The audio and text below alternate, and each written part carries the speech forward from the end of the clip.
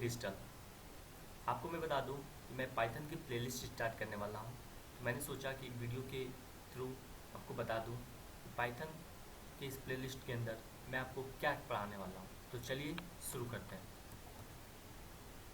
Python introduction के बारे में बात करूंगा।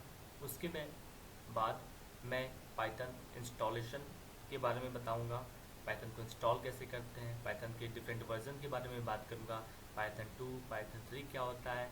उसके बाद मैं कौन सा टेक्स्ट एडिटर यूज़ कर रहा हूँ उसके बारे में बात करूंगा, और मैं आपको सजेस्ट करूंगा कि कौन सा टेक्स्ट एडिटर पाइथन के लिए बेस्ट होगा।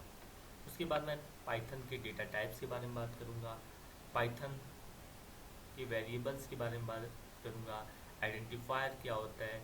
जितने भी पाइथन कोर्स के टॉपिक्स हैं मैं वन बाय वन करके आपको बताऊंगा।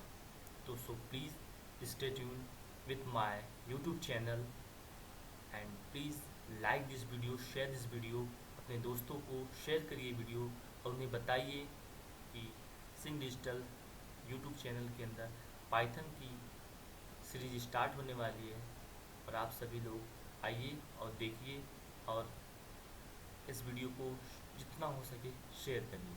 तो thanks for watching this video and please like this video, share this video and subscribe my channel.